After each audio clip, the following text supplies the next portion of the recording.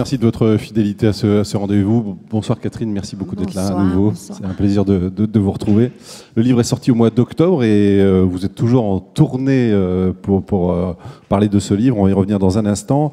Je vous rappelle, alors, quand on présente Catherine Pancol, on cite toujours des chiffres. On va voir ce qu'elle en pense dans un instant. Mais depuis 1979, certains ont peut-être lu, en tout cas vous étiez 300 000, ont lu Moi d'abord, qui était son premier roman, 300 000 exemplaires. Elle avait 25 ans à l'époque. Et puis ensuite, depuis, il y a eu cette trilogie que vous avez tous lue, Les yeux jaunes, des crocodiles, La valse lente des tortues, Les écureuils de Central Park, 6 millions d'exemplaires qu'en France. Et puis Muchachas, plus d'1 million d'exemplaires. Et puis donc, 3 baisers, sortis en fin d'année dernière, qui poursuit la saga de la famille Cortés, qui est partie d'ailleurs sur le même chemin du succès. 3 baisers, qui est sans doute le livre qui boucle toutes les histoires précédentes, celle donc de 6 familles et 43 personnages. Qui a lu Catherine Pancol dans cette salle? Voilà. Ils sont là, les 6 millions et quelques. Vous avez une petite proportion déjà qui sont présents. On vous les cite à chaque fois les chiffres. Est-ce que c'est une préoccupation pour vous? Parce qu'il y a des auteurs qui demandent à leur éditeur chaque semaine, alors j'en ai vendu combien? Vous, pas du tout? Non, vraiment pas. Ah, vrai? Ouais. Non. D'abord, je suis très très mauvaise en chiffres. D'accord. J'ai soutenu un jour devant mes enfants que 1 + 1, ça faisait 3, mais j'étais sincère. Hein. J'étais persuadée. Ils me regardaient dévastés. Ils se disaient, oh là là. Non, et je pense que je suis dyslexique en chiffres. Ouais. D'accord. Parce qu'un jour, ma fille qui était dyslexique, ça existe les dyslexiques en chiffres, qui est donc très très très mauvaise en mathématiques. On m'a conseillé de la faire soigner et donc je l'ai accompagnée parce qu'elle était encore petite. Et donc j'ai assisté à la première au premier cours, première leçon. Et la dame, je ne me rappelle plus comment ça s'appelle, les gens qui soignent les dyslexiques. Orthophoniste? Oui, ça c'est pour les sons, mais pour les mathématiques, il y a un autre nom. Ah, d'accord. Elle m'a fait faire les exercices et j'étais aussi dyslexique. Donc les chiffres, moi, ne me disent absolument rien. Mais pas du tout. J'arrive jusqu'à 100 à compter, mais après, ça devient nébuleux. Donc il n'y aura jamais plus de 100 personnages dans les romans. Enfin, en termes d'argent, 1 + 1 = 3, c'est plutôt intéressant quand on parle d'argent. Oui, je pars sur une bonne base. C'est une bonne base de calcul, tout à fait. C'est pas une question que je pose d'habitude aux auteurs, mais vous qui avez beaucoup de succès et qui êtes donc très sollicité dans toute la France pour faire la promotion de votre livre, est-ce que ça vous lasse pas au bout d'un moment? Sincèrement, on est juste entre nous. Parce que là, depuis octobre, on est déjà en mars, ça fait pratiquement 5 mois, et vous allez tourner jusqu'au mois de juin. Oui, mais j'ai une vie à côté. C'est-à-dire que je suis pas tout le temps en présentation. Non, j'ai une vie à côté. Mais au bout d'un moment, on a l'impression d'avoir tout dit sur le livre. Enfin, non? Oui, peut-être, mais comment vous dire, l'écriture, je peux en parler des heures, moi. D'accord. Je me lasse pas. C'est bien, on va pouvoir parler de ça, alors c'est très bien. Très bien. Est-ce que vous connaissiez l'impatience des gens à retrouver leurs héros, finalement, après 3 ans d'absence? Oui, parce que j'ai un site où les gens peuvent m'écrire. Ah oui, vous avez votre mail. Oui. Et donc, ils tapent catherinepancol.com et ils arrivent sur mon site. Et mon site est dirigé vers une boîte à lettres et qui arrive chez moi. Et donc, je commençais à avoir des demandes et des demandes parce que j'avais un peu laissé des choses en l'air au moment de Muchachas. Et ils avaient raison, les gens. Je les avais un peu laissés dans l'attente de quelque chose. Donc, ils attendaient et ils me disaient, mais voilà, on veut avoir la suite. Donc ça, je connaissais l'impatience des gens. Mais ce que les gens ne savent pas, parce que même moi, j'ai mis du temps à le comprendre, c'est que quand on écrit, c'est le sujet qui décide. C'est pas tellement vous. Vous pouvez pas accélérer un livre, ou alors ça va devenir mauvais. Ou vous pouvez pas forcer un personnage à faire quelque chose. Vous devez attendre. Vous devez être très patiente et attendre. Soit que les personnages reviennent vers vous, soit qu'ils vous racontent ce qu'ils font. C'est le personnage qui fait l'action. Voilà. Donc, moi, je suis un peu prisonnière des personnages. Et puis, il y a beaucoup de travail aussi derrière. C'est-à-dire que les gens s'imaginent peut-être aussi que ça s'écrit en 6 mois. C'est beaucoup de travail. Ouais. Alors, Éric Emmanuel Schmitt, qui était là en fin d'année dernière, nous disait, ça c'est toujours assez étonnant quand il le raconte, c'est-à-dire que les livres vivent en lui pendant plusieurs mois, il en a plusieurs en même temps, et qu'au moment où il se met devant sa feuille, ça sort d'un jet quasiment sans pratiquement aucune correction. Ah ouais, ça, c'est assez fascinant. Vous, c'est pas du tout... Non. Moi, d'abord, j'ai un seul sujet en tête quand j'écris. Je suis très concentrée et très lente, bizarrement. J'ai un seul sujet et je le rumine. En effet, on rumine.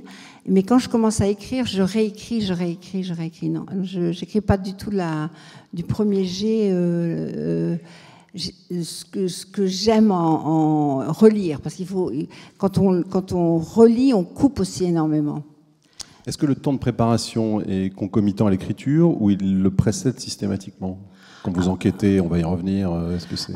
Quelquefois je le fais avant, quelquefois je le fais pendant, mais généralement c'est avant.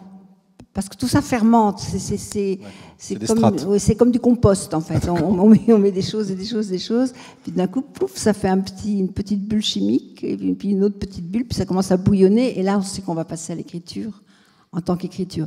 Mais on absorbe beaucoup de choses avant de passer à l'écriture. Par exemple, là en ce moment où je rumine, je sais que il y a un thème qui est en train de se dessiner. Donc le compost est en train de... Parce que c'est ça en fait. Ça macère. C'est comme la cuisine. Et donc je me dis, je me dirige vers ça. Donc je commence à voir des films, à découper des articles, mais comme c'est un thème abstrait, c'est plus compliqué. Ça va être plus compliqué cette fois-ci. Quand je fais la famille Cortés et Stella, Adriane, tous mes personnages, on les aime les 43 et on les connaît très bien les 43. Donc ça, c'était plus facile. Bizarrement, quand on écrit une saga, c'est plus facile que quand on écrit un roman psychologique un seul. Ouais. Parce que la saga, le plus difficile, c'est de faire les personnages au départ, et puis après, vos personnages, ils existent tellement que vous avez rendez-vous avec eux, finalement. Moi, je les connais tellement bien, enfin, ils existent pour de vrai. Moi, je prends des nouvelles, je me dis, tiens, qu'est-ce qu'elle fait Hortense en ce moment? Est-ce qu'elle va tomber enceinte? Et Joséphine, est-ce qu'elle est vraiment heureuse?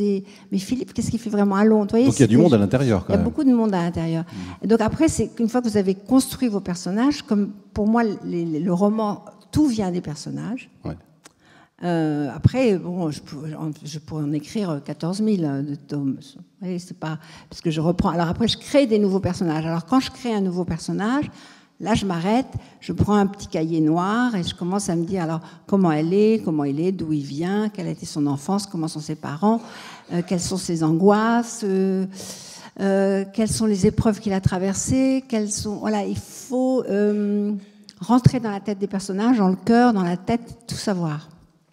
Quand vous étiez venu il y a 10 ans, vous nous disiez effectivement que vous teniez des fiches très précises. Mais maintenant, là, au bout de 10 ans, vous les connaissez par cœur. Vous n'avez plus besoin de ces fiches. Oui, maintenant, je les connais bien, mais j'en ai créé des nouveaux. Pendant 3 baisers, il y a aussi des nouveaux personnages. Donc, ces nouveaux personnages, il faut que je sache à nouveau qui... Voilà, après, je recommence mon travail d'enquête. On viendra sur les personnages. Je voudrais qu'on reste sur le travail d'enquête. Vous pouvez vous documenter énormément sur un sujet et, par exemple, n'en faire que 3-4 lignes. Ça peut arriver. Voilà, c'est exactement ça. Voilà. C'est ça. C'est ça. C'est que je peux passer un temps fou sur un décor, par exemple, pour que le décor existe, pour que les gens, quand ils lisent... Moi, je trouve que quand les gens lisent mes livres, ils doivent rentrer dans le décor et ils doivent se sentir chez eux. Cinématographiquement. Voilà, moi, en fait, j'ai une caméra dans la tête, quoi. J'ai une manière d'écrire qui est très anglo-saxonne pour ça. Il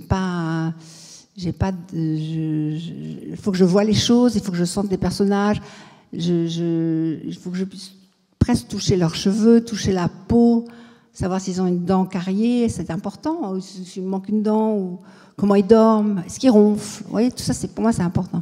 Et donc, les personnages, une fois que je les ai bien construits, après, je les jette sur une piste de dés, comme ça, et je leur dis, allez-y, faites-moi l'action.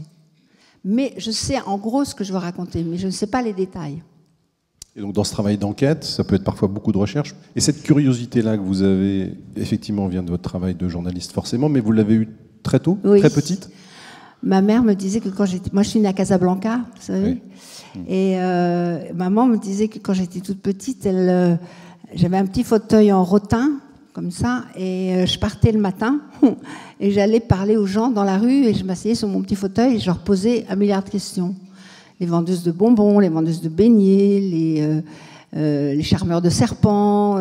J'habitais, vous voyez, Casablanca, il y avait de la couleur, des bruits, les vendeurs d'eau, et elles ne savaient jamais où j'étais vraiment. Et je pense que j'ai toujours été très curieuse de tout. Je pose des questions sans arrêt parce que je trouve que La vie, elle est quand même incroyable.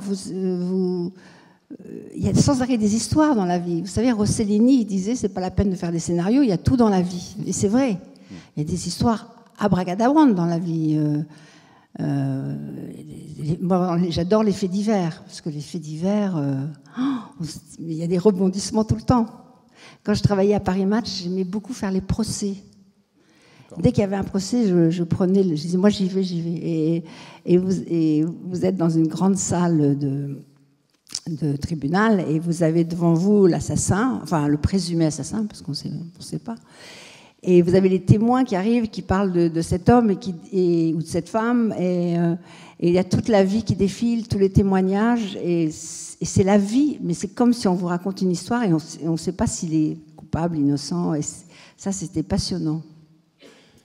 Là, par exemple, vous êtes dans deux univers, la ferraille et la mode, qui sont finalement deux mondes qui n'ont rien à voir a priori, sur lesquels vous avez dû beaucoup vous documenter, mais en même temps, on sent que le point commun de ces deux univers, c'est que ce sont deux univers qui se transforment énormément, d'après ce qu'on sent dans le livre. Mais tout se transforme en ce moment. Tout se transforme. Moi, c'est ce qui m'a le plus frappé, parce que j'ai fini Les Muchachas, c'est sorti en 2014, donc j'ai dû finir en 2013 à peu près. J'ai repris 3 baisers, donc 2013. J'ai toujours une année où je fais rien, parce que d'abord je fais des conférences, où je vais à l'étranger. Et quand j'ai repris le monde de la mode et le monde de la ferraille, ce que j'avais connu en 2013 n'existait plus. Donc il faut reprendre l'enquête à zéro. Donc ça veut dire que la ferraille, j'ai tout repris à zéro. C'est-à-dire que quand je suis allée voir la première ferraille où je m'étais renseignée, qui était tenue par une dame d'ailleurs, la dame m'a dit, mais il faut que vous alliez ailleurs parce que nous, on va fermer, quoi. Il faut qu'on se recycle, c'est fini. La ferraille, telle que vous l'avez connue il y a 2 ans, la mode, ça a totalement changé avec Internet. Tous les défilés sont sur Internet maintenant. Vous faites un défilé, donc vous êtes obligé de vendre tout de suite. Le prêt-à-porter est en train de tout rafler. Vous avez une tendance tout de suite après, elle est dupliquée par Zara, H&M et tout ça. Tout change à toute allure. Les rapports entre les hommes et les femmes changent. Vous avez vu ce qui s'est passé quand même avec l'affaire Weinstein, c'est incroyable. Tout d'un coup, on a l'impression que le monde se soulève et que tout ce qui a été sous le monde devient tout d'un coup dans la lumière. Donc là, je me suis dit, mais c'était fascinant de voir que tout changeait. On va de plus en plus vite, Internet raccourcit les choses, en même temps les embourbe un peu. Et c'est pour un écrivain, je trouve qu'en ce moment, c'est vraiment un moment formidable pour écrire. Foisonnant.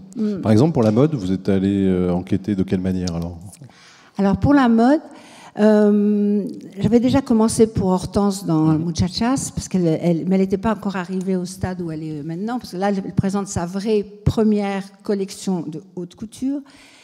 Mais alors, comme l'avantage du succès des livres, parce que vous me parlez de chiffres, quand vous me parlez de mes livres, moi, l'avantage, c'est que je me suis dit, pour que tout ça soit réel et que tout le monde rentre dans ce monde de la mode qui fascine en même temps, je me suis dit, il faut que je trouve quelqu'un qui me cornaque.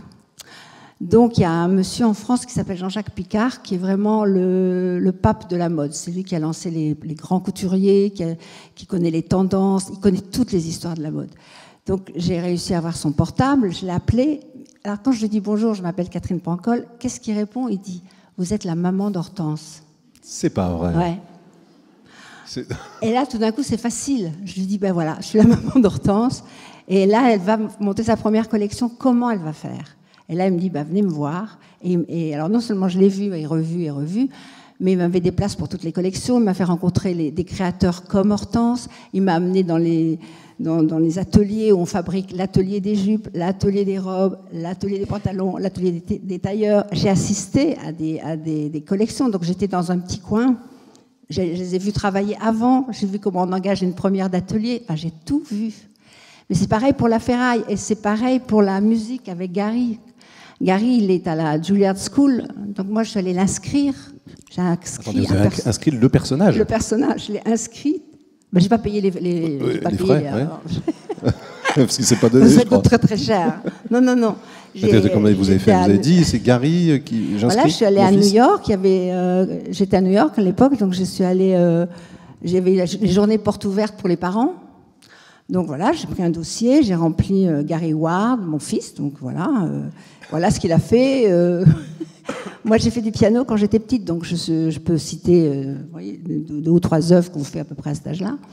Et donc, et après, on m'a dit, bon, Madame Ward, donc je dis Madame Ward, on m'a montré le réfectoire, le dortoir, les salles de cours, les pianos, parce que Gary, il est pianiste. Hein. J'ai fait la même chose pour Calypso, sauf que là, c'était plus mon fils, c'était pour une amie que je faisais ça. Donc, on va pareil, le violon, les concerts, l'entraînement, en fait ça. Et c'est passionnant parce que vous rentrez dans cette Juilliard School, qui est quand même une des meilleures universités. Mythique, oui. Et donc, vous assistez, on vous montre les concerts pour débutants, les concerts pour 2e année, 3e année. Bon, j'ai fait tout ce qu'il fallait bien pour avoir tous les détails. Et puis après, pendant que je faisais ces journées portes ouvertes, j'ai pris des téléphones d'étudiants en leur disant, voilà, moi j'écris des romans, est-ce que je peux vous suivre quelque temps? Donc, j'ai suivi une violoniste, j'ai suivi un pianiste. Je leur ai fait raconter tous les petits détails, parce que pour que Calypso... Mais alors, il faut m'arrêter si je parle trop. Non, c'est passionnant, non, mais je vous arrête quand... Non, c'est très bien. Pour que Calypso existe en tant que violoniste, parce que moi, je ne connais pas le violon, je connais le piano, mais je ne connais pas le violon. Pour qu'elle existe, il me faut des détails. Vous voyez ce que vous disiez tout à l'heure.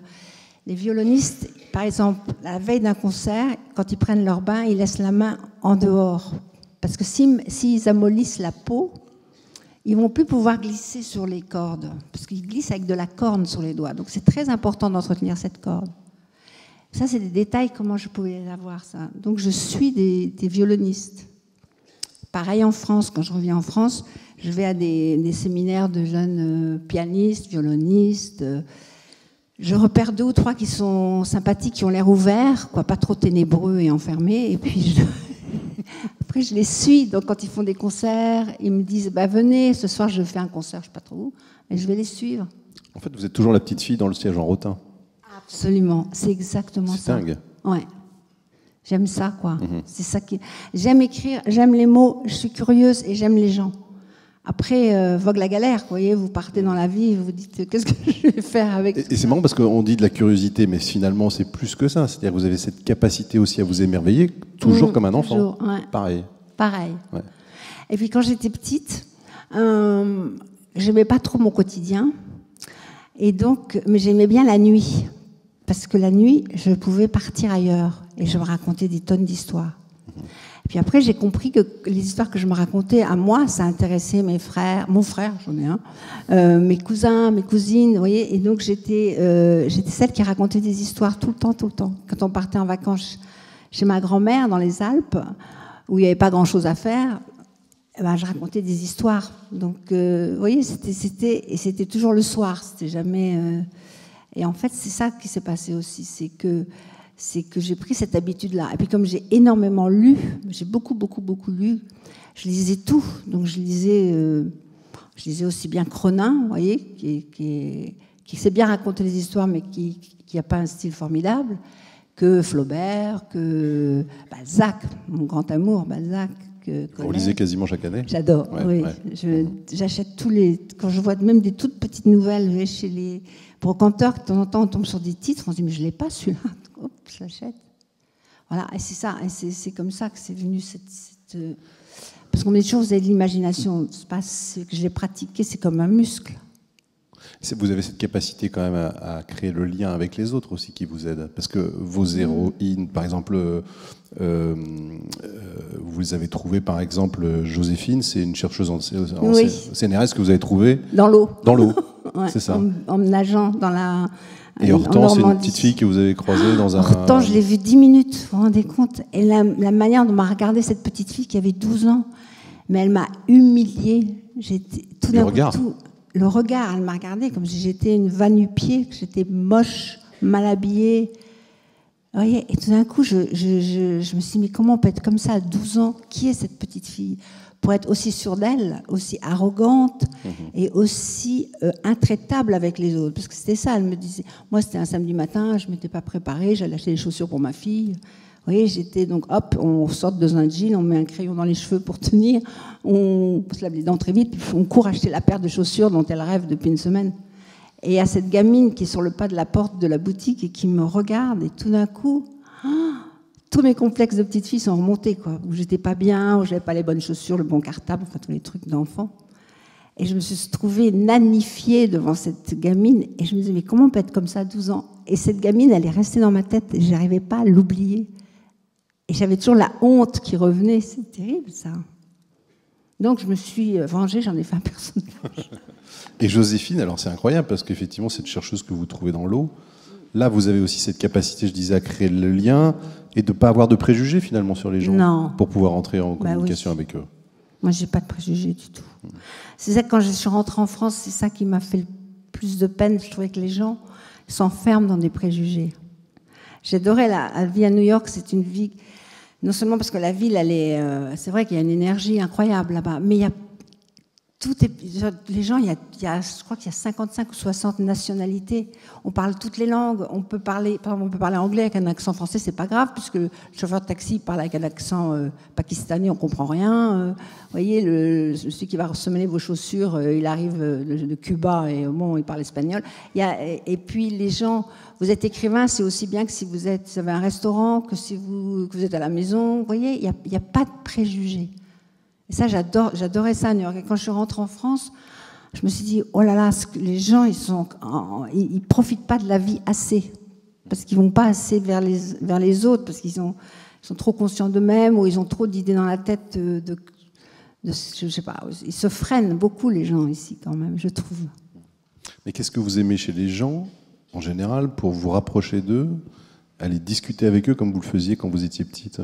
Parce que moi, je trouve que les gens, ils sont passionnants, c'est formidable. Mais tous les gens sont passionnants. Mais les gens, ils ne savent pas qu'ils sont passionnants. Tous les gens sont passionnants. C'est pas la peine de faire des choses extraordinaires pour être passionnant. Hein. Vous pouvez... moi, j'ai une femme de ménage à Paris, mais tous les matins, on prend le café ensemble, elle me raconte ce qu'elle a fait la veille, mais c'est passionnant. D'abord, c'est pas ma vie à moi, c'est sa vie à elle. Et puis je lui pose des tas de questions. Puis je lui dis, mais alors tu as dit ça, tu as réagi comme ça, mais pourquoi tu dis ça? Et pourquoi tu as peur de ça? Donc, vous voyez, mais moi j'apprends beaucoup avec tout le monde, avec les gens. Puis vous voyez bien la réaction des gens. Vous dites, mais pourquoi il réagit comme ça? Donc c'est intéressant. Donc après vous dites, pourquoi il est comme ça? Puis alors vous imaginez des choses, puis hop, ça vous nourrit aussi en tant qu'écrivain quand même. Ça, c'est du genre de moi, je crois qu'un écrivain qui ne s'intéresse pas aux autres, c'est pas possible. Hein. Je vois pas. Quand vous lisez les lettres à Madame Anska de Balzac, il raconte comment il fait ses personnages, mais c'est comme ça. Il est dans une diligence, il voit le profil d'une femme qui rêve à travers la vitre en regardant le paysage, et à partir du profil, il se dit à quoi elle pense, pourquoi elle est triste. Vous voyez, c'est ça. Et donc après, vous racontez une histoire pour essayer de comprendre le personnage. Si vous êtes dans la diligence, alors c'est le gros problème aujourd'hui avec les portables, les gens ne se regardent plus.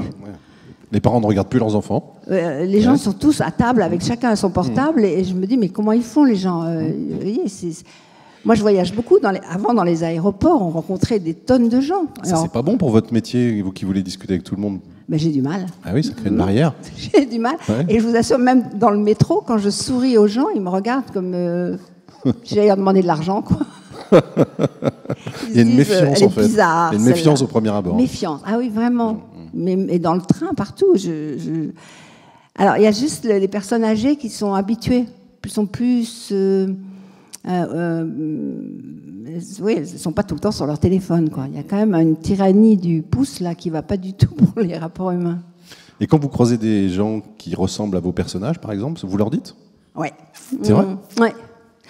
Ça va faire bizarre. Je les arrête, je leur dis, écoutez, je suis écrivain, là, je viens de voir ce que vous avez fait là. Est-ce que je peux vous interviewer 1 heure? Je ne vous prends pas de temps. Juste, dites-moi comment vous êtes arrivé à faire ce personnage. Alors, l'autre jour, mais c'est drôle qu'on me dise ça, parce que l'autre jour, je partais tôt et je prenais un train, genre 8h15. Le matin, ce n'est pas mon truc du tout, je dors. Et j'étais à la gare, et dans un point relais, je voulais acheter, je sais pas, une bouteille d'eau. Et donc, je faisais la queue, comme tout le monde, et arrive une fille, Hortense, mais je vous assure, Hortense. Boum, elle déboule devant tout le monde, elle dit « Je suis pressée, je vais rater mon train ». Personne n'a moufté. Elle était habillée avec 3 écharpes, une petite veste en jean. Mais elle avait une classe. Et je la regardais, je me dis « Mais c'est Hortense !» Et j'étais impressionnée. Et comme c'était le matin, que j'étais un peu endormie, J'ai pas sauté sur elle, mais sinon, vous pensez bien que je l'aurais sauté dessus, et j'aurais dit, voilà, et je vais prendre un café, et je lui dis, comment vous faites ça? Comment vous avez mis cette veste en velours vert avec cette écharpe jaune? Comment ça vous est venu, cette idée? Et les gens, ils sont très contents, ils me disent, mais voilà, parce que moi, j'aime ça, paf, paf. Moi, je prends des notes, toum, toum, toum, et après, ça va ressortir. Alors, pas tout ce qu'elle m'a dit, mais je me nourris de ça tout le temps. C'est-à-dire, vous devenez vos personnages quand vous écrivez? Ouais. Ah oui, vraiment? Ouais. Les 43... Oui, c'est ça qui est fatigant. Ouais, c'est très fatigant, ça. Ah oui. Parce que quelquefois, je deviens quelqu'un de pas sympathique du tout. Bah oui, mais vous avez de la sympathie quand même pour lui. Non. Ça peut vous arriver? Non. J'ai pas de la sympathie, je sais comment il fonctionne. Par exemple... Vous êtes indulgente? Non, je suis pas indulgente, mais je deviens lui. Donc je sais, par exemple, c'est horrible, hein, ce que je vais vous dire, c'est horrible, parce que c'est là où ça devient intéressant aussi. La nuit de noces de Léonie dans Muchachas, où ça se passe quand même pas bien du tout, il fallait que je fasse l'homme et la femme. Hein? Oui.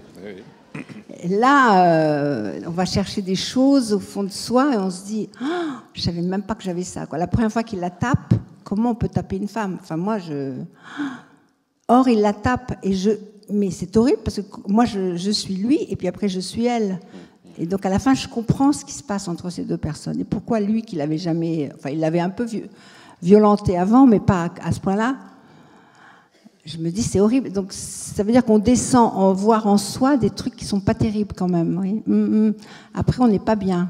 Vous êtes épuisé Après, je suis épuisée. Mais je suis fatiguée quand j'écris. Je suis très fatiguée. Je vous assure. À la fin d'un livre, je suis crevée. Je dors. Mais c'est passionnel quand même, les rapports que vous avez avec vos personnages. Ah oui, c'est passionnel. Mais je ne ferais pas ça.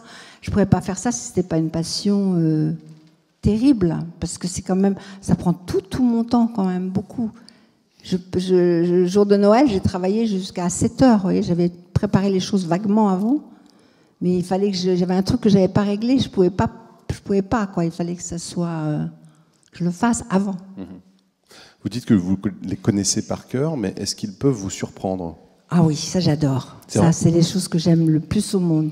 C'est quand je commence une scène, plom, je me dis, ah, ça, je sais à peu près comment ça se passait. Et tout d'un coup, il y en a un qui dit un truc, mais nul, quoi. Que j'ai pas du tout prévu. Quand il dit un truc nul, c'est-à-dire dans votre tête, Oui, parce que la manière dont j'ai amené les choses, tout d'un coup, il dit un truc, je me dis, mais non, t'es pas comme ça, mon vieux. Si, il est comme ça. J'avais pas bien vu. Vous voyez, je me dis, ah ben oui, donc on peut être son contraire. On fait tous des choses nulles. Hein. On va pas se dire qu'on est tous parfaits, hein, c'est pas vrai. Mais après, vous faites un truc nul, vous vous dites, non, ça, il faut pas que je recommence, c'est trop nul. Hein, vous dites ça. Ou alors vous dites, non, tant pis, je vais recommencer, puis je serai nul, mais c'est pas grave. Vous voyez, il y a plein de manières de réagir aux trucs nuls. Donc ils essaient de vous influencer, les personnages? Mais je les influence pas, c'est eux qui... ce que je dis, ouais, c'est ça. Eux, ils vous influencent. Donc c'est eux qui sont au bout de vos doigts quand vous tapez. Mais eux, oui, c'est moi, je suis script. Vous voyez?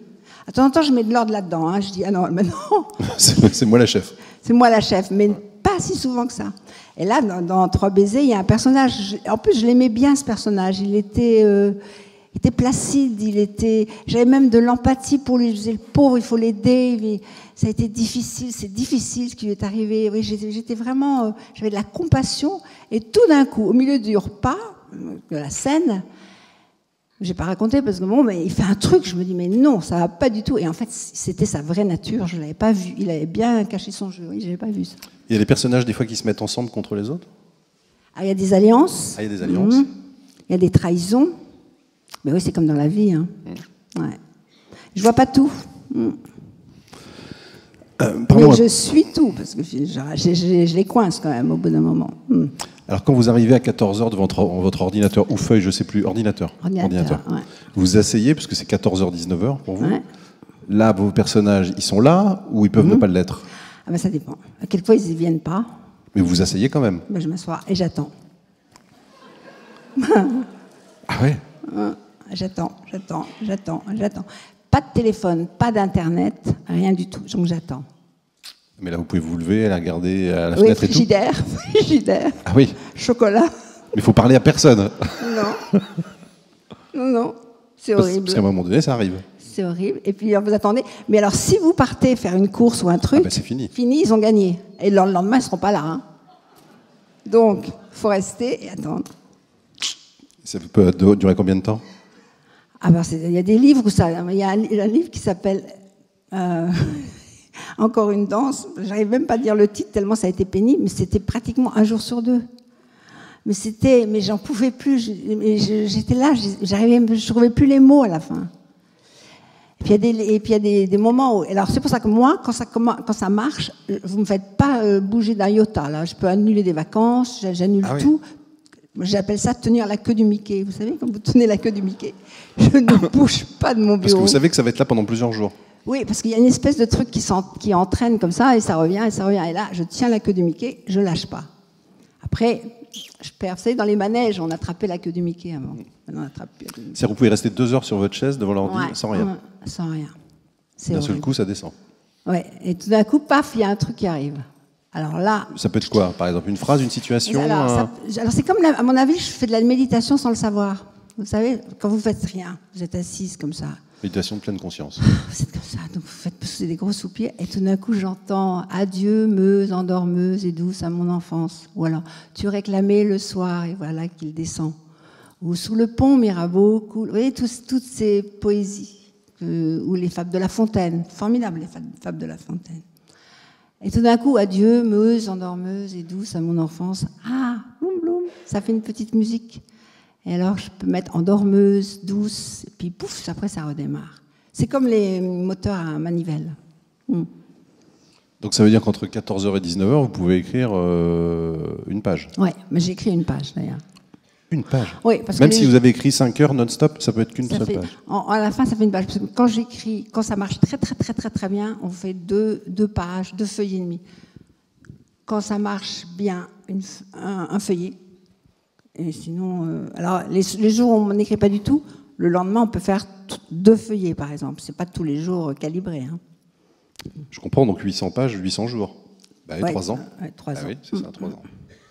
Et quand il n'y a vraiment rien qui sort pendant les 5 heures, ça peut arriver que vous arriviez et que là l'angoisse, cette fameuse angoisse page blanche, vous saisisse? Ben, ça commence à 14h quand j'allume l'ordinateur, parce que je ne sais pas ce qui va se passer. Alors, quelquefois, j'ai trouvé un truc, parce que je lis beaucoup de correspondances d'écrivains. Hemingway, il faisait un truc qui était très bien. Moi, je fais ça maintenant. Parce que quand même, c'est lassant, hein, quand vous passez... c'est un peu désespérant. Donc, ce que je fais maintenant, le soir, quand j'arrête, donc 19h, 19h15, j'arrête et j'écris n'importe quoi. Mais j'écris, alors, elle a ouvert la porte du frigidaire, il faisait froid dehors, elle se dit qu'elle allait mettre un de-felcote et une écharpe. J'écris n'importe quoi, même si ça n'a rien à voir avec l'histoire. Le lendemain, quand j'ouvre mon ordinateur, il y a 15 lignes qui sont nulles. Puisque... Donc je me dis, mais c'est nul ça. Donc hop, j'efface.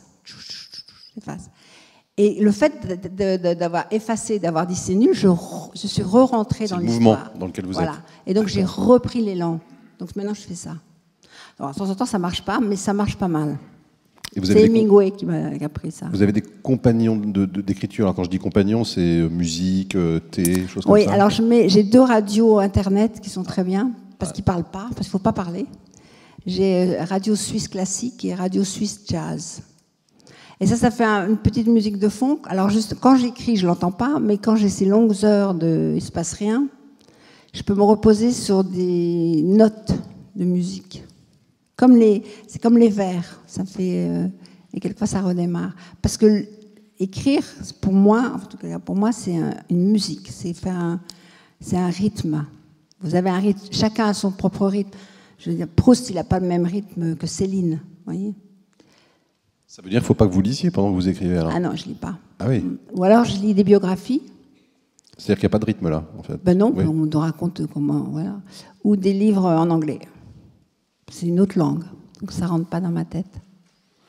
Est-ce que vous connaissez la solitude de l'écrivain? Ah oui? Bah oui. Ça vous pèse? Bah oui. Est-ce que vous avez quelqu'un qui vous pouvez parler quand vous êtes un peu... Non, vous ne parlez pas? Vous appelez une copine le soir pour lui dire aujourd'hui, voilà, c'était un peu difficile, est-ce que tu veux pas venir lire? Oui, mais les gens, si vous leur dites je ne suis pas arrivée de passer d'un paragraphe à l'autre, ils vont... Ils vont pas beaucoup vous aider, mais... Vous me dire, bah oui, Catherine, moi, j'ai une béchamel à faire, et vous voyez, non. Vous faites rien lire? Alors, je fais lire, mais quand tout ça a bien démarré. Et en fait, je fais lire, j'ai 2 ou 3 personnes à qui je fais lire, mais c'est juste pour voir si, je leur dis toujours, dis-moi si ça roule, s'il n'y a pas un truc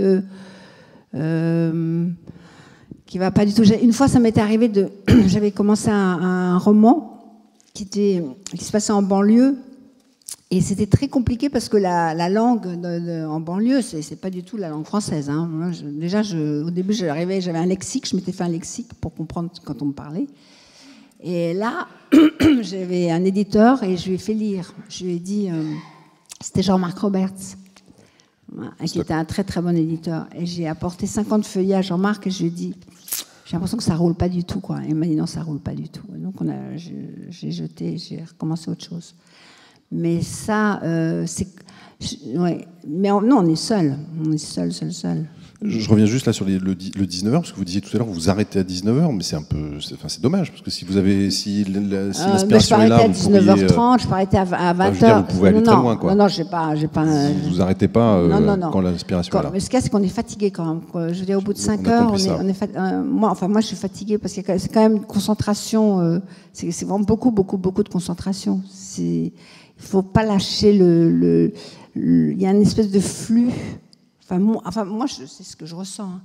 Il y a un flux intérieur qui se met en place et il faut rester, quoi. Il faut pas c'est la queue du Mickey. Il ne faut pas lâcher le truc, quoi. Est-ce que le succès que vous connaissez depuis plusieurs années, vous avez réussi à vous en protéger pour pas qu'il ne vous envahisse? Ouais. Parce qu'on va revenir sur l'épisode des 25 ans, où là, ça a été beaucoup plus délicat. Ça a été horrible. Quand vous vendez 300 000 exemplaires à 25 ans, moi d'abord, c'est moi, dévastateur. J'ai un souvenir abominable de moi d'abord. Enfin, j'adore ce livre. Hein. C'est vraiment... Autobiographique. C'est totalement autobiographique. J'ai absolument pas réalisé, d'ailleurs. Parce que je pensais que j'en vendrais 300, donc j'étais, vous voyez, tranquille. Mais ça a été horrible, parce que je n'attendais pas ça du tout. Et c'est violent, un succès. Hein. Tout le monde rêve d'avoir du succès, je trouve ça très, très violent. Vraiment. Le monde entier vous tombe dessus avec des désirs... irrationnels. Oui, et qui ne correspondent pas à ce que vous êtes. D'abord, ils fabriquent quelqu'un d'autre. Oui. Et ce n'est pas vous, la personne qui fabrique. Donc ça, c'est violent. Et puis, il vous demande sans arrêt des choses. Et puis c'est plus naturel. C'est-à-dire que vous dites « passez-moi le pain », on dit « oh là là, qu'est-ce qu'elle est drôle, passez-moi le pain ». Mais qu'est-ce que c'est drôle? Non, c'est pas drôle, passez-moi le pain. Vous voyez? Et vous dites juste « vous me prenez pour une conne, là. C'est pas drôle du tout, passez-moi le pain ». Non, mais c'est comme ça. Où vous dites oh, ben, j'irais bien à New York. On vous dit « ah, ben, tu veux... voilà un billet d'avion, voilà une limousine t'attendra ». Non, c'est pas comme ça que j'ai envie. Vous voyez? Les gens, ils projettent des tas de trucs sur vous et c'est pas vous. Et ça, moi, ça a été très, très... je m'y attendais pas du tout. Donc c'est là pour ça que je suis partie d'ailleurs à New York. Je suis partie à New York parce que je me suis dit, mais moi, je veux pas vivre cette vie-là. Et cette personne-là qu'on projetait dans les médias, parce qu'il y avait déjà les médias à l'époque. Hein. C'est-à-dire que quand vous avez eu ce succès, vous partez à New York pendant 10 ans, pour vous, il n'y a même pas de carrière d'écrivain envisageable. C'est fini, c'est derrière vous. Et le succès est terminé. Ah non, c'est pas ça. Moi, j'étais très contente d'avoir du succès et tout, mais je voulais pas écrire. Moi, c'était un accident de parcours. Alors, ce qui est le côté sympathique, c'est que j'avais gagné beaucoup d'argent, donc je voulais voyager, moi. Donc, je me suis dit, je pars d'abord à New York, puis après, je comptais aller en Amérique du Sud. Puis après, je serais allée au Mexique et je voulais revenir à Rome. Je voulais finir mon voyage par Rome. Mais j'ai commencé par New York. Le problème, c'est qu'à New York, c'est vrai qu'il y a le monde entier, donc on n'a pas besoin de voyager. Hein. On rencontre tous les gens que j'avais envie de rencontrer, je les ai rencontrés à New York. Et puis, non, puis j'ai fait la fête. Moi, j'avais 25 ans. J'ai fait la fête tous les soirs. J'étais à New York. La vie était belle quand même, vous voyez. Sauf... Le Seuil appelle. Le Seuil, oui. C'était l'éditeur. Ouais, ouais. Le Seuil m'appelle, mon éditeur, et il me dit Catherine, il faut écrire un deuxième livre. Je dis mais jamais. Non. Ah ben non. Non, parce qu'il y a quand même quelque chose de pas naturel de rester enfermé et d'écrire quand vous avez 25 ans. Ça, c'est pas naturel. Parce que le premier, je l'avais fait, mais c'était facile. Je racontais ma vie, donc c'était assez facile. Enfin, ma longue vie, ma courte vie. Mais c'était drôle, et puis je la racontais. C'est très drôle, moi, d'abord. Mais le deuxième, c'est-à-dire que vous avez écrit le premier, j'allais dire, sans technique d'écriture, parce qu'il y en a. Spontanément, c'était votre vie. C'est comme ça que je suis allée après. Oui, mais j'avais eu la chance, dans le journal où j'étais allée, Cosmopolitan, il y avait une femme qui écrivait très très bien. et qui m'a appris à écrire. C'est vraiment elle qui m'a appris à écrire. Parce qu'à Match, il m'avait rien appris du tout. À Match, on écrivait... et moi, j'étais à la fac en même temps, parce que je faisais la fac. Et en fac, on vous apprend à écrire principal, subordonné, conjonctive, thèse, antithèse, synthèse. Enfin, on vous apprend des trucs de fac, quoi.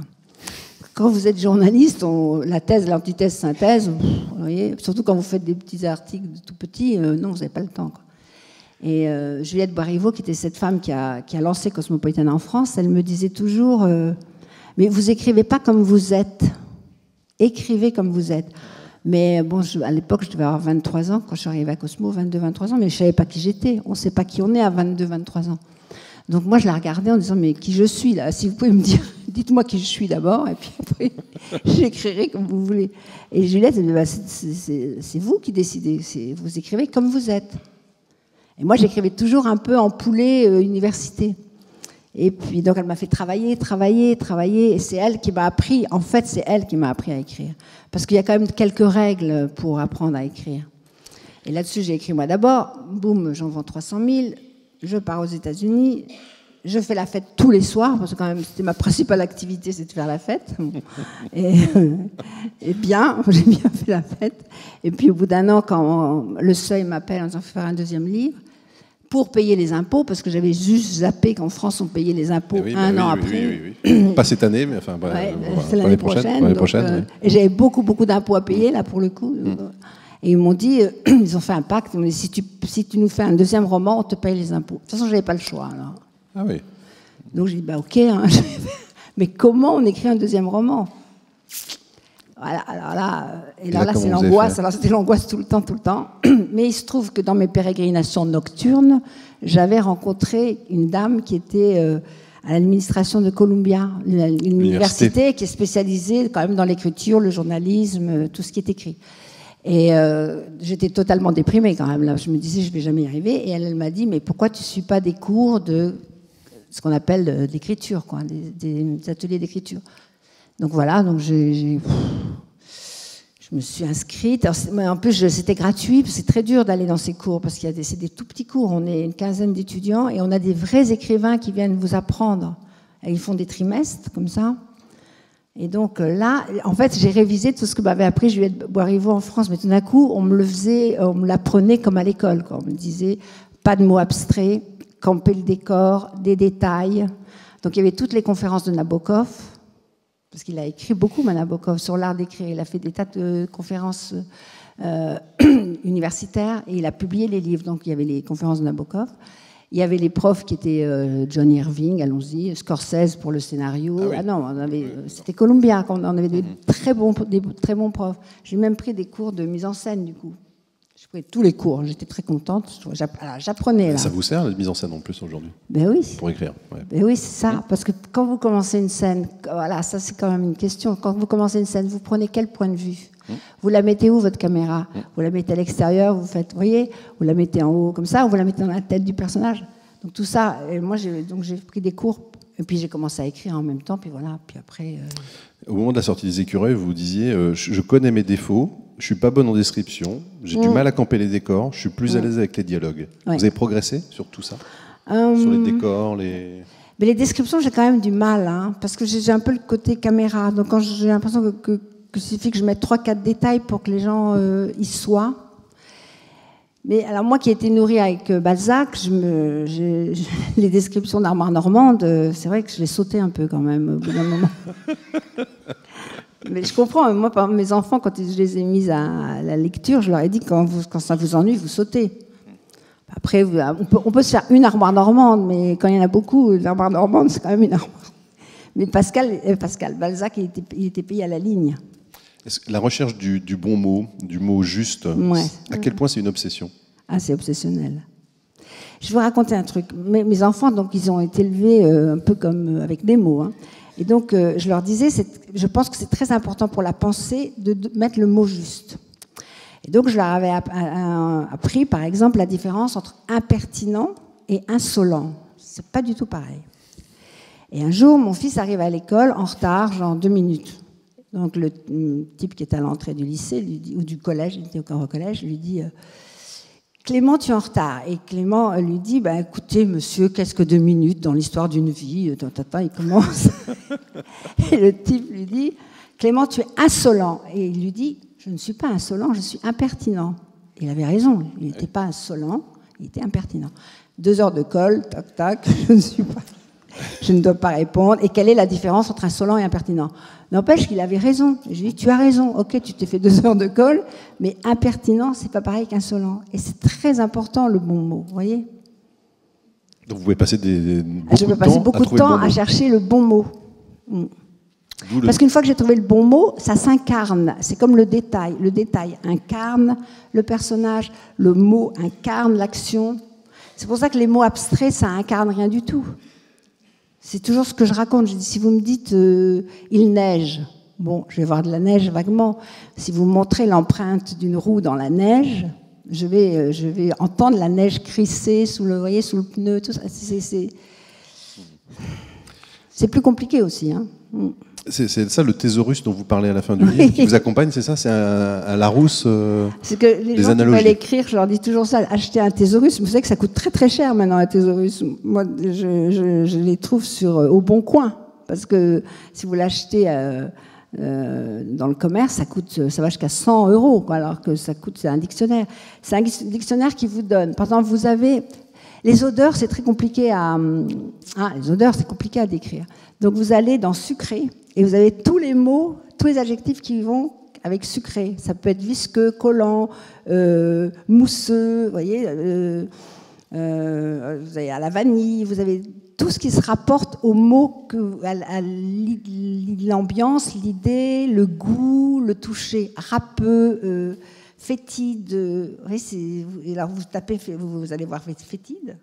Vous avez tous les trucs qui sont un peu fétides, quoi. Donc, 14 ans après le début de la saga, est-ce que vous avez compris ce qu'il y a d'universel dans vos livres pour qu'ils soient traduits en 30 langues et qu'en plus ils aient du succès dans d'autres pays que... c'est ça qui est étonnant. C'est ça qui est dingue. Parce que quand on les lit, on peut se dire c'est franco-français quand même. Oui. Ben non. Vous n'avez toujours pas trouvé? Non. Si, je pense que le personnage de Joséphine est un personnage universel. Parce que quand c'est sorti en Chine, j'ai reçu des lettres de Chinois. Les Chinois, ils sont quand même très différents de nous. Et je me rappelle, la première, c'était un soldat chinois de 20 ans qui me disait en anglais, « Madame, je suis Joséphine ». Et je lui dis, non, vous êtes soldat, vous avez 20 ans, vous êtes chinois, vous n'êtes pas Joséphine. « Madame, je suis Joséphine ». Et en fait, Joséphine, c'est tout le monde, quoi. Et elle n'est pas sûre d'elle, elle a ce doute, cette angoisse devant la vie qui va trop vite, qu'elle n'arrive plus du tout à maîtriser. Ça, c'est universel. Et ça, c'est universel. Et quand c'est sorti aux États-Unis, les 5 premiers mails que j'ai reçus, 5 hommes, des hommes. C'est ce que je vais vous dire, oui, c'est maintenant vous avez des hommes qui alors s'identifient à des personnages féminins. ils viennent jamais dans les librairies, ils viennent jamais faire signer leurs livres, ça vous les voyez pas. Mais ils écrivent. Et moi, j'ai des relations épistolières formidables avec des hommes que je vois pas, mais qui racontent justement. Et c'est d'autant plus intéressant aujourd'hui où il y a cette fameuse théorie de qu'est-ce qu'un homme, qu'est-ce qu'une femme. Les hommes deviennent quand même beaucoup plus féminins qu'avant, ce qui est intéressant aussi.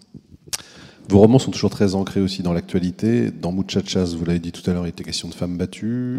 Là, on en parle aussi. Et puis, vous avez créé un site au nom d'Hortense Cortez pour vendre des vêtements identifiés Hortense Cortez.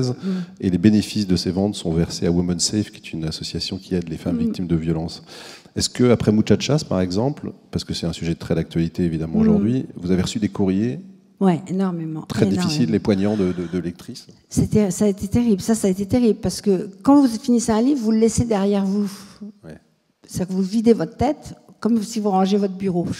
Vous videz tout et vous passez à autre chose. Sinon, vous ne pouvez pas écrire. Et Muchacha, j'ai mis beaucoup de temps à évacuer parce que je recevais des témoignages de femmes mais terrifiants.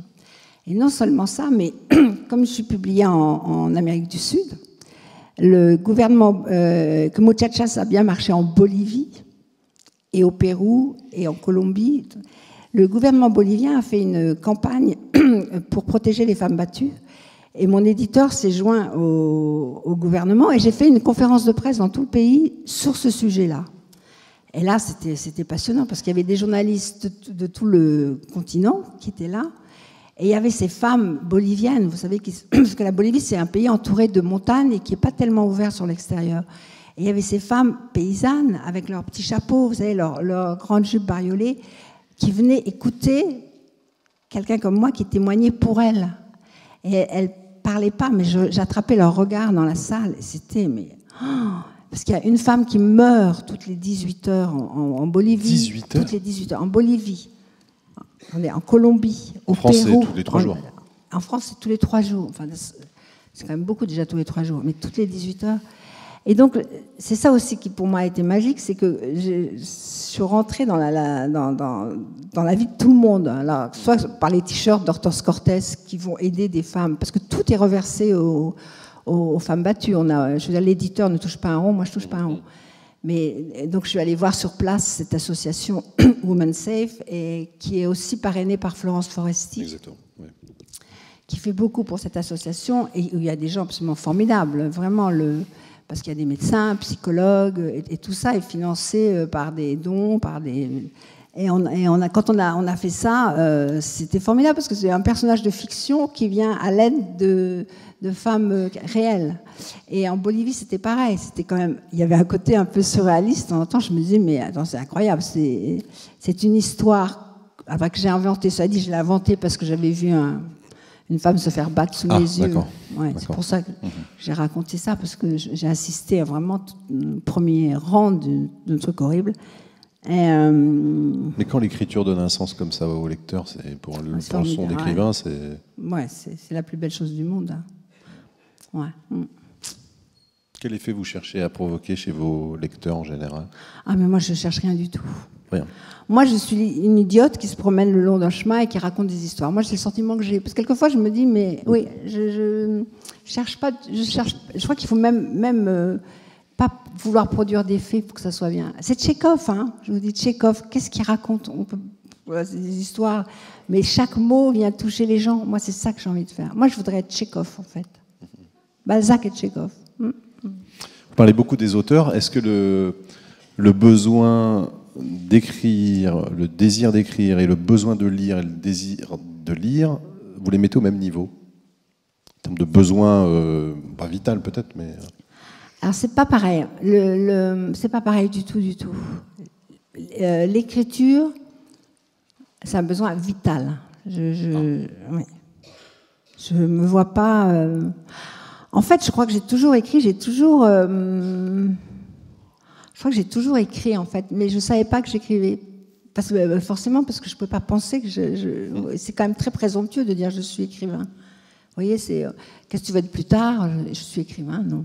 Ça venait pas dans ma tête. Et lire, c'est aussi vital parce que j'apprends beaucoup de choses en lisant les autres. Je lis toujours avec un crayon et puis je prends des notes. Je fais ah oui, d'accord, c'est comme ça qu'il fait. Ben oui, parce que maintenant j'arrive à voir ce qu'ils font derrière leurs mots. Donc, surtout les Américains. Les Américains, c'est assez facile parce qu'ils vont tous dans des ateliers d'écriture. Donc, je dis, ok, toi, je t'ai repéré. Toi, tu étais à l'école. Toi, tu étais à l'école. Oui. On repère les trucs. Hein. L'école du Montana, honnêtement, on les repère.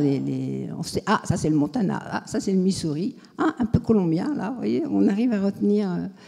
Mais non, les deux, c'est pareil. Moi, je pense que... Vous ne pouvez pas vous passer en tout cas de l'un et de l'autre, ça c'est sûr.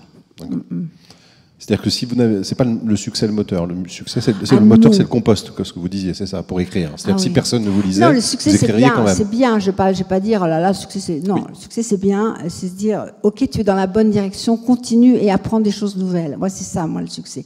Vas-y ma poule, roule. Vous voyez, c'est un truc comme ça, quoi. Parce qu'il y a quand même des grands moments où on doute. Hein. Vous voyez, donc quand vous avez des réactions ou parce qu'on est toute seule et on est vraiment seule. Donc comment on sait parce qu'il y a un truc, le succès, c'est comme, je sais pas, le mec qui fait son marathon, qui court 42 km.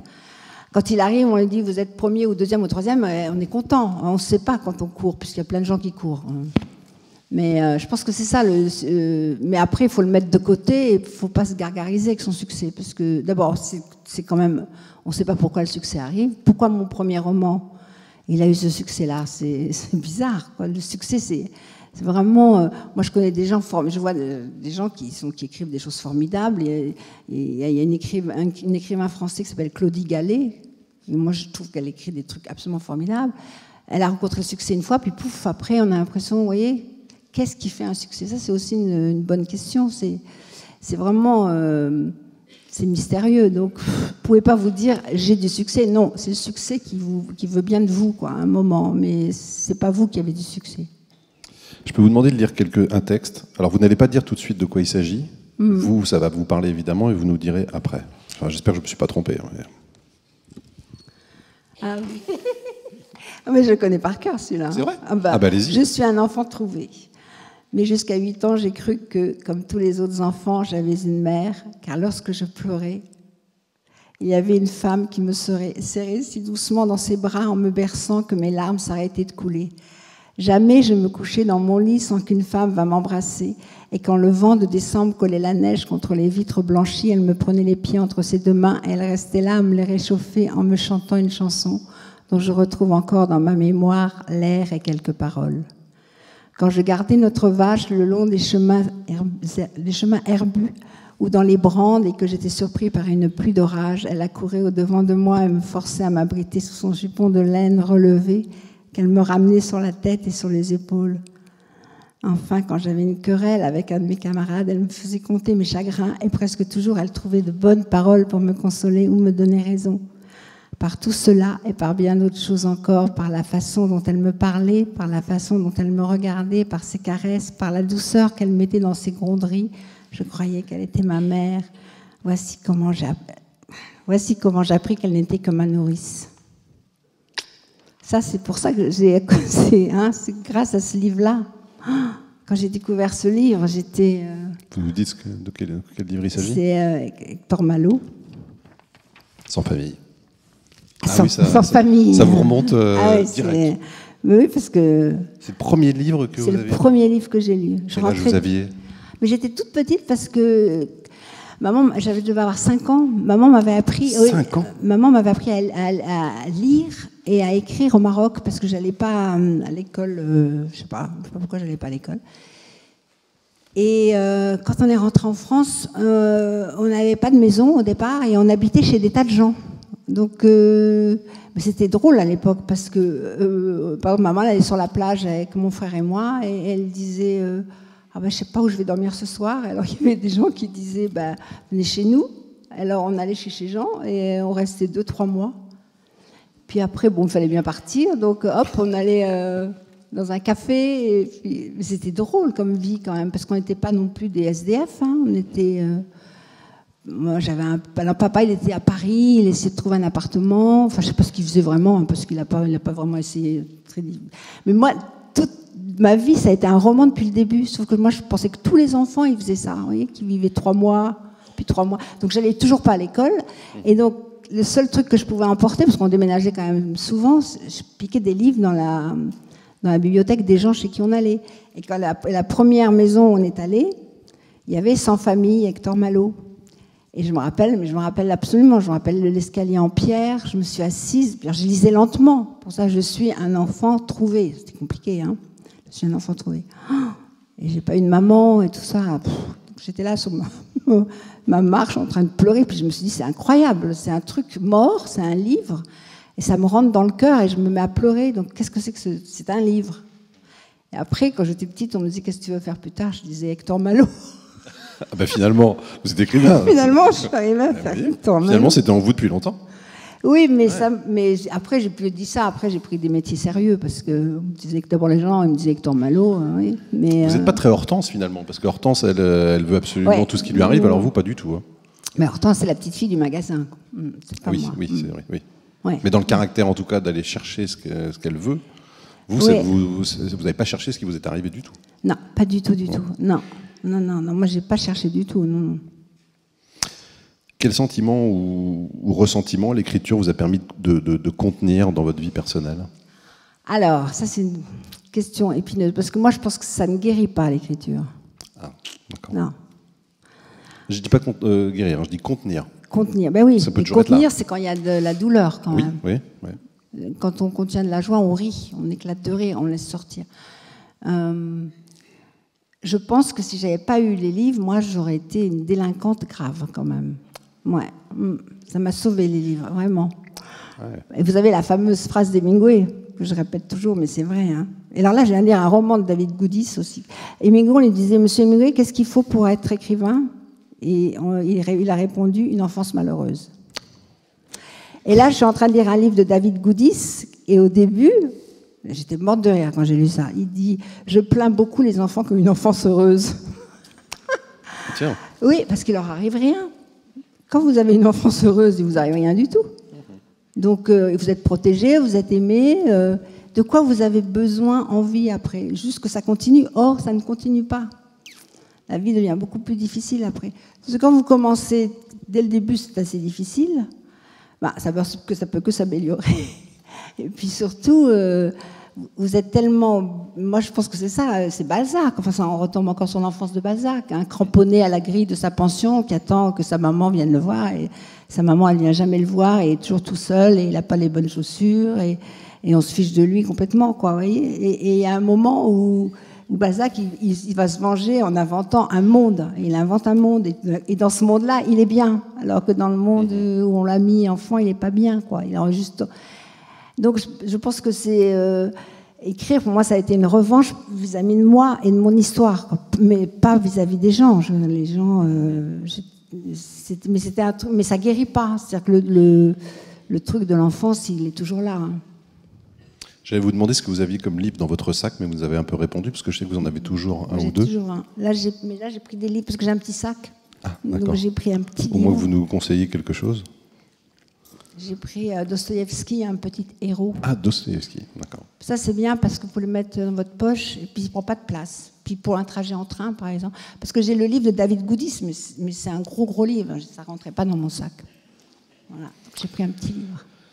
Est-ce que vous avez des questions pour Catherine Pancol? Après cet intense échange. Non, tout le monde se regarde.